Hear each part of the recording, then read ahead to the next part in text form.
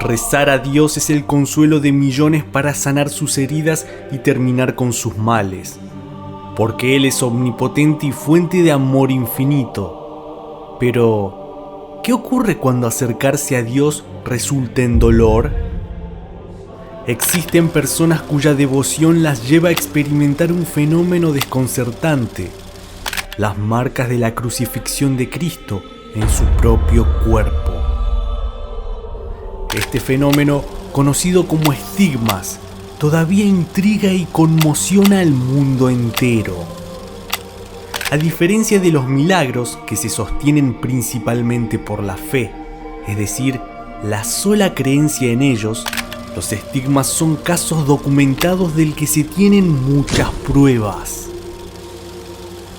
Un caso fascinante es el de Teresa Neumann, una mística alemana perteneciente a la Tercera Orden de San Francisco. Cuando le aparecieron los estigmas, fue sometida a estudios de ADN y análisis científicos que concluyeron la ausencia de manipulación en las muestras de sangre. Pero, aún con todo lo dicho sobre Teresa Neumann, no está ni cerca de lo que vivió el padre Pío de Pietrelcina, quien además de los estigmas tuvo que luchar contra demonios. Uno de los relatos más estremecedores de su vida ocurrió en el confesionario, un lugar sagrado. El mismo padre Pío lo recordó en sus memorias y sus palabras son un eco que hiela la sangre. Una mañana, mientras estaba confesando a los fieles, se acercó un hombre alto y delgado. Iba vestido con mucha elegancia y tenía modales refinados.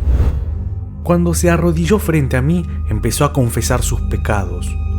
Pero lo que dijo eran cosas terribles, actos de la peor violencia contra los más débiles, hechos perversos de los más crueles contra criaturas inocentes y los peores insultos y blasfemias contra Dios. Todos sus pecados eran aberrantes. Hubo algo que me llamó la atención. Después de que recriminé todos esos pecados usando la palabra de Dios, las enseñanzas de la iglesia y la de los santos, este hombre contradecía todo con una habilidad sorprendente. De forma muy gentil, justificaba sus pecados como si no fueran nada, los hacía parecer normales y hasta naturales. Las respuestas que me dio me dejaron totalmente impactado. No podía dejar de preguntarme, ¿quién es este hombre? ¿De dónde viene? Traté de mirarlo bien, de captar cada detalle de su rostro mientras escuchaba cada palabra con atención, sin perderme nada. Y en un momento lo entendí todo, supe exactamente quién era el que tenía enfrente. Entonces con firmeza le ordené, «Decí viva Jesús, viva María». Apenas pronuncié esos nombres, Satanás desapareció al instante en un destello de fuego, dejando un olor asqueroso como a cloaca podrida. Este fue solo uno de los innumerables enfrentamientos que el padre Pío tuvo contra las fuerzas del mal.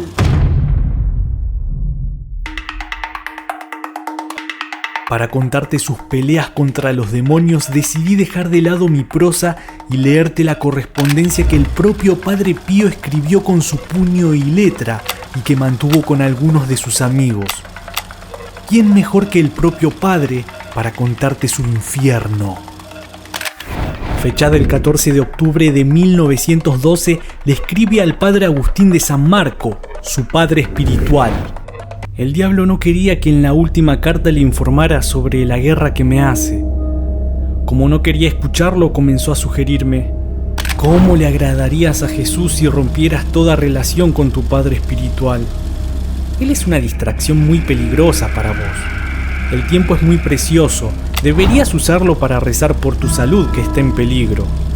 Si seguís así, ten en cuenta que el infierno está siempre abierto para vos. En otra correspondencia del 13 de diciembre de 1912, le dice al mismo padre Agustín: la otra noche Belcebú se me presentó bajo la figura de un sacerdote nuestro, ordenándome de no escribirle más porque es contrario a la pobreza y un grave impedimento para la perfección. Lloré creyendo que era real. Solo gracias a mi ángel de la guarda descubrí que era Belcebú. Belcebú es un demonio de alto rango. Su nombre significa Señor de las Moscas y es considerado como el príncipe del infierno que lidera legiones de demonios. Este ser representa el poder corruptor del mal y la soberbia. Se le asocia con la tentación, el engaño y la lucha por el control del alma humana. En otra carta relata: cuando recibí su última carta, antes de abrirla, esos miserables me dijeron que la rompiera o me echarían al fuego. Si hacía eso, ellos se irían para siempre y ya no me molestarían más. Los ignoré, mientras que mi corazón los despreciaba. Después ellos me dijeron: queremos que esto sea meramente una condición para nuestro retiro. Al hacerlo, no estarás mostrando ningún desprecio a nadie. Les dije que nada me haría cambiar de opinión. Se arrojaron hacia mí como si fueran tigres hambrientos, maldiciéndome y amenazándome de hacerme pagar por todo. Querido padre, cumplieron su palabra. En estas primeras 3 cartas podemos deducir que Belcebú quería aislarlo de la orden de los frailes capuchinos. Además es cuando comienzan los ataques físicos de los demonios. Pero lo más llamativo de esta tercera carta es que se puede apreciar que el Padre Pío no estaba discutiendo y peleando con un solo demonio, sino con varios. Ahora tal vez te estés preguntando, ¿por qué le pasó todo esto a él? Se dice que las personas más devotas pueden ser objetivos de ataques espirituales porque representan una amenaza para los demonios. Y la devoción del Padre Pío de Pietrelcina no tenía parangón alguno. Para que te des una idea, a los 5 años ya había decidido que dedicaría su vida a Dios, e incluso a esa edad practicaba la mortificación corporal. No era raro que su madre o su padre lo encontraran azotándose su cuerpo con ramas que simulaban látigos, durmiendo en el suelo en vez de en su cama, o que se negase a comer debido a que estaba ayunando. A la edad de 5 años actuaba como si la divinidad le ordenara cargar con los pecados de la humanidad. Las próximas cartas son aún más estremecedoras, capaces de helar la sangre con solo imaginar el calvario que enfrentó este padre. Una de ellas, fechada el 18 de enero de 1912, dice: desde hace varios días Belcebú me viene a visitar junto con sus otros satélites, armados de bastones y objetos de hierro. Lo más aterrador es que se presentan en sus verdaderas apariencias de demonios. Me tiraron al suelo con una fuerza brutal, golpeándome sin piedad. A mi alrededor, almohadas, libros y sillas salían disparados por sus fuerzas infernales. Mientras todo era un caos, me gritaban. Esos gritos eran desgarradores, furiosos, desesperados y estaban acompañados de palabras tan sucias que solo podían venir de algo maligno. Pero soy paciente porque Jesús, la Virgen María, San José y San Francisco nunca me dejan solo. Como podés ver, los demonios desataron una violencia llena de odio visceral contra el Padre Pío. Pero hay una carta que muestra el grado de ensañamiento que ellos le tuvieron. En ocasiones los ataques duraban 7 horas. La otra noche fue una de las peores. Desde las 10 de la noche, cuando me fui a acostar, hasta las 5 de la mañana, Belcebú no paró de golpearme. En serio pensé que era la última noche de mi vida, o si no moría me volvería loco. A las 5 de la mañana, cuando se fue el demonio, todo mi cuerpo estaba envuelto de un frío que me hacía temblar de pies a cabeza. Este frío me duró unas horas mientras sangraba por la boca. Estos ataques se produjeron durante toda su vida. El padre Tarciso cuenta que una tarde del 5 de julio de 1964 se escuchó un grito de ayuda en el monasterio. ¡Mis hermanos, ayúdenme!, era el Padre Pío. Sus hermanos corrieron en su auxilio y lo encontraron en el piso, sangrando de la nariz y de la frente, y con varias heridas sobre su ceja. Durante este hecho, el padre Pío tenía 77 años. Algo que me dejó pensando mucho es el grado de ensañamiento de los demonios contra un simple padre. Es decir, él estaba lejos de ser una de las máximas autoridades de la iglesia.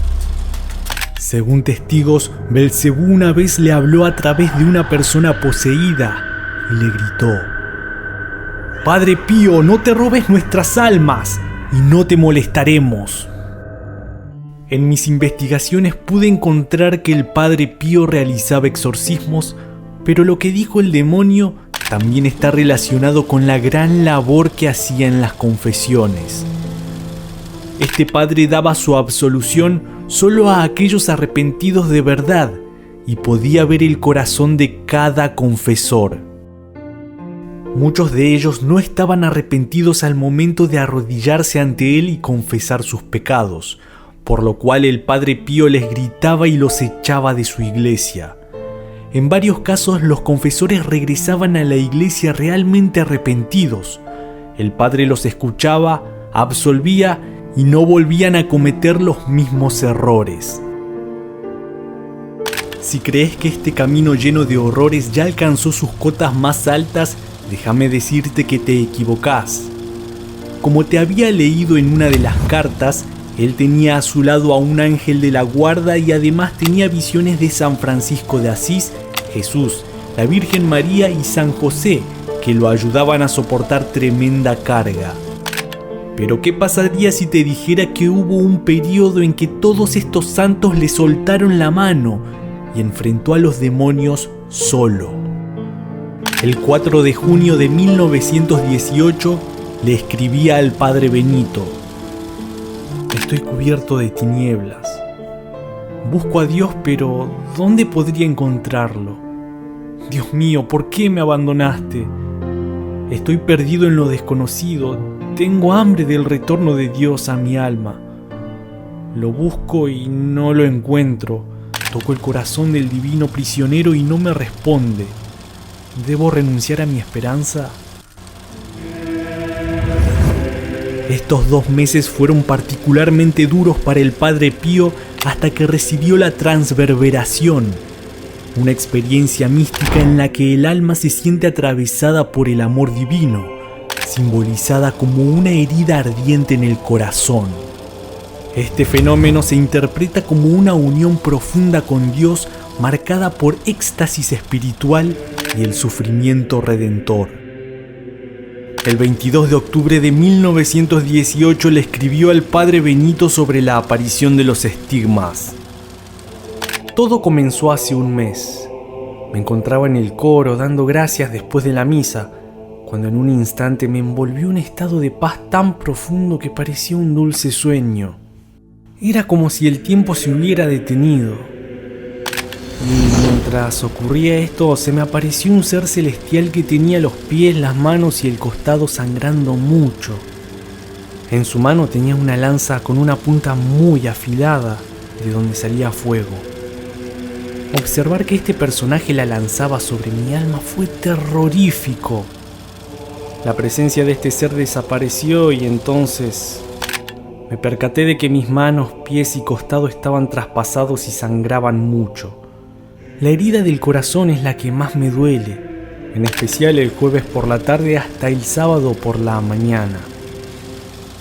Los estigmas se sumaron a los ataques demoníacos que ya sufría. Estas marcas reproducen las llagas de la pasión de Cristo. Los que pudieron verlas las describieron de forma circular, como de una moneda de 2 centímetros de diámetro. Estaban en el centro de sus manos y pies. La herida del costado en forma de X tenía un lado 7 centímetros de largo y otro de 4 centímetros. En su intento de describir el dolor intenso que le provocaban estas llagas, en diversas cartas que datan entre 1915 y 1916, escribió expresiones como: «Mi condición se está volviendo inaguantable y permanezco vivo únicamente por un milagro. No estoy exagerando cuando digo que las almas del purgatorio no sufren ningún dolor mayor al mío. el Señor me hizo experimentar las penas que sufren los condenados infernales. Como podés ver, estas llagas no eran un adorno, sino que sentí exactamente lo que sintió Jesús cuando las estacas atravesaron sus manos, pies y costado. Sus dolencias no eran solo espirituales, sino también físicas. Pero, ¿por qué Dios le haría sufrir semejante martirio a los estigmatizados? En una de las apariciones, Jesús le habló sobre este sufrimiento. Mi hijo, necesito víctimas con el fin de apaciguar la ira justa y divina de mi Padre.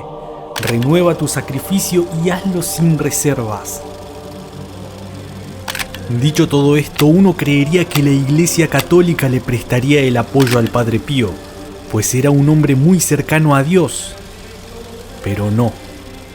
La máxima autoridad cristiana ponía en duda sus estigmas y muchas facciones dentro del Vaticano lo creían un farsante. De esta forma, algunos arzobispos de alto rango y miembros de la comunidad científica, en su afán de demostrar la falsedad de los estigmas, enviaron médicos para que los estudiaran. El primer médico que visitó al Padre Pío y vio sus llagas fue el doctor Luigi Romanelli, el 15 y 16 de mayo de 1919. Según él, las lesiones de las llagas no podían tener un origen natural, ya que el hecho constituía un fenómeno inexplicable para la ciencia humana. El segundo médico que lo visitó fue Amico Vignami, escéptico y racionalista. Mandó a fajar y sellar las llagas en presencia de 2 testigos, pensando que después de 8 días habrían desaparecido. Al 8º día le quitaron las vendas y salía tanta sangre mientras el Padre Pío celebraba la misa que fue preciso enviarle algunos pañuelos para que pudiera secar sus manos. El tercer médico fue el doctor Giorgio Festa, que el 5 de octubre de 1925 lo examinó después de operarlo de hernia inguinal. En esa oportunidad, el Padre Pío se había desvanecido y el doctor Festa pudo examinar de nuevo las llagas. Allí constató que la del costado parecía fresca y rojiza, en forma de cruz y con leves pero evidentes radiaciones luminosas que salían de sus bordes. Estos estigmas, al igual que los ataques demoníacos, estuvieron presentes hasta el último día de su vida. A los 80 años, el Padre Pío ni siquiera era capaz de voltearse por sí mismo en su cama, debido a las secuelas de todo el daño que recibió su cuerpo. También tenía que recibir ayuda para sentarse y levantarse de su silla. A veces, cuando estaba sentado rezando el rosario, de repente el demonio lanzaba al Padre Pío por el piso y una vez que se levantaba, con dificultad decía: si el demonio pega un grito, esa es buena señal.